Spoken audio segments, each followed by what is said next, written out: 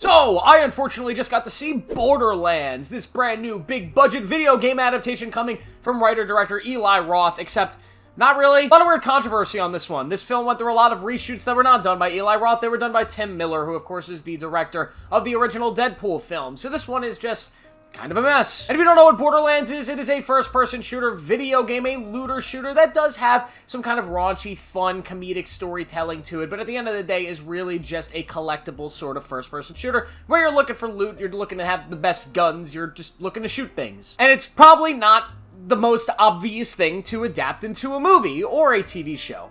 But here we are. And as you could hear from everybody else on the internet and the Rotten Tomatoes score, this movie is not very good. In fact, it's quite terrible. If something like Fallout or something like The Last of Us have really taken us a big step forward when it comes to video game adaptations in visual form, in real-life live-action form, well, Borderlands takes us about 20 steps back and reminds us all why this was a genre that did not work for a long time. So essentially, in the Borderlands movie, we follow this character Lilith, played by Cate Blanchett, as she is sent on this mission to go save this girl. Tiny Tina, played by Ariana Greenblatt, who is multiple different ages in this movie, not because there are time jumps, but because there were some reshoots, some that happened when she was like 12, and others that happened when she was like 15.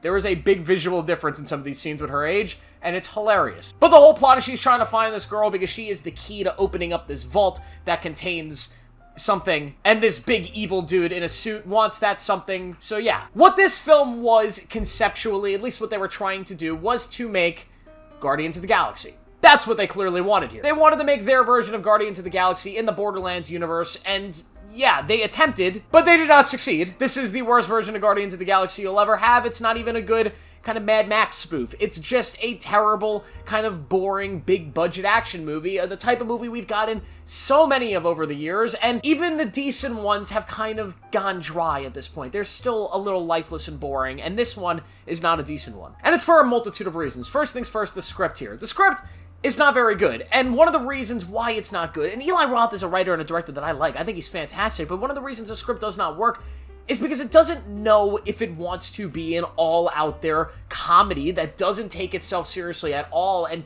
is not afraid to make some of these really out-there jokes and not take its characters or its world too seriously. It doesn't know if it wants to be that, or if it wants to be a movie that's telling a serious story in this universe. It tries to be the best of both worlds, and it does not work. This needed to be a movie much in line with the Twisted Metal TV show adaptation, where that just said, fuck it, we are going as crazy and as stupid as possible, and it made that entertaining. This, instead of going that route, there are some scenes where this is trying to be as serious and dramatic as possible, whereas the universe, the visuals, the story here that's being told is so ridiculous, it should have just been completely ridiculous. Another big thing about this movie that does not work are the characters. The characters here are not good, and they are completely miscast. I don't know what this cast was. This was the type of cast you get when you get a bunch of big-name actors to sign up for it, and you go, holy shit, we got all these people in this movie, what do we do now? We have to actually write them characters. And then they don't write them characters that fit them. Instead, they write characters that fit other actors, but we didn't get those other actors, we got the big-name one. Front and center in this one is Cate Blanchett. I am about to say something I have never said in my life, and I'm willing to bet I will never, ever say again as long as I talk about movies. Cate Blanchett is horrible in this film. She's terrible! She clearly did not give a shit about this movie. It is as clear as day. Cate Blanchett in this movie is playing your typical, like, superhero. She's playing this strong, powerful character who's super serious and does not do much else. This is as generic of a heroine as you really get, and she clearly is just not somebody who could play these boring, big action stars. Her character is so lifeless and so terrible that it makes the movie almost unwatchable, and Cate Blanchett is maybe the best actress in Hollywood. Did Eli Roth, did he see Tar? I mean, come on! Even Marvel, when they got their hands on Cate Blanchett, they gave her a character in Hela, who became one of the most iconic villains in the MCU. She was so incredible here. Here, her character is just completely miscast. This needed to be somebody else playing this role, or they needed to do something very different, and it's such a shame. Kevin Hart! What the hell is he doing in this film? So when Kevin Hart's in a movie, you expect him to be Kevin Hart. You expect him to be this funny, goofy guy, the comic relief. In this film, they decided to do like an against type role, where what I mean by that is that Kevin Hart plays this super serious soldier dude. He's not funny. He's not goofy. He is everything that Kevin Hart isn't. He is a super generic, boring dude.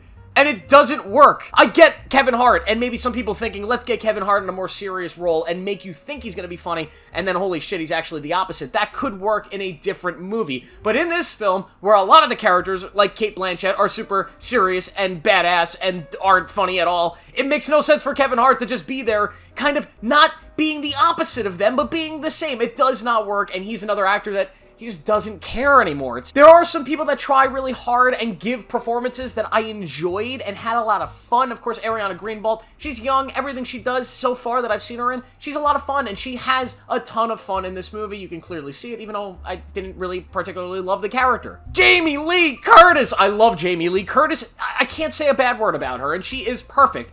Is her character in this movie perfect? No, her character is dumb, poorly written, and just stupid. It makes no sense, but I enjoyed Jamie Lee Curtis at least trying to turn in a great performance. I saw somebody said, I forgot who it was, but another reviewer said that Jamie Lee Curtis and Cate Blanchett should have changed roles, or Jamie Lee Curtis should have played the lead in this film, and I completely agree with that. It would have been 10 times better. She is an action hero and just perfect and could have pulled a serious badass role, probably better than Cate Blanchett, and Cate Blanchett should have played something else, something more aligned with how talented she is. She should not be playing these boring, one-note kind of badass people. Like, she's Cate Blanchett. She's incredible. She is one of the best actresses in Hollywood. Not that Jamie Lee Curtis isn't. She is too, but I've seen Jamie Lee Curtis in Halloween. She could play these types of characters. Jack Black is also here. He voices Claptrap, whatever the hell the thing's called, the little robot thing.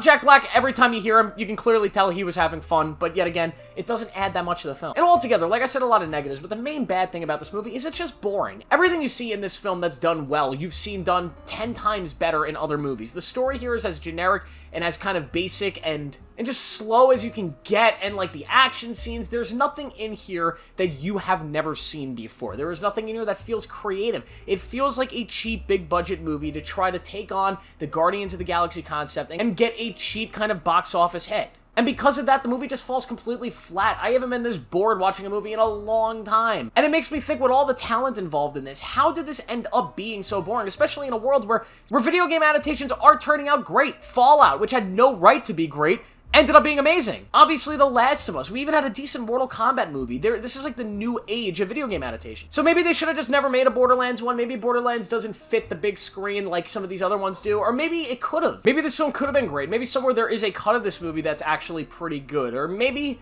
I don't know. What I do know is, how did we make a Borderlands movie before the Metal Gear Solid movie? Hollywood, what the hell are we doing? Metal Gear Solid would make, like, the greatest movie ever. We're failing. As a society of movie lovers and video game adapters, we are failing to adapt the perfect video game movie. Get better, Hollywood. Overall, I'll give Borderlands a 1 out of 5. Yeah, it's one of the worst movies of the year. Everybody knows this already. It's a shame. Of course, yesterday I saw this, and I also saw a movie called Dee Dee, back-to-back. Dee Dee was a 5 out of 5. So yeah, one of the best movies of the year, one of the worst movies of the year, same day, perfectly balanced, as all things should. Thank you guys for watching. Make sure to like this video, subscribe for more, turn on notifications. Let me know what you thought of Borderlands down below. I'll see you in the next one.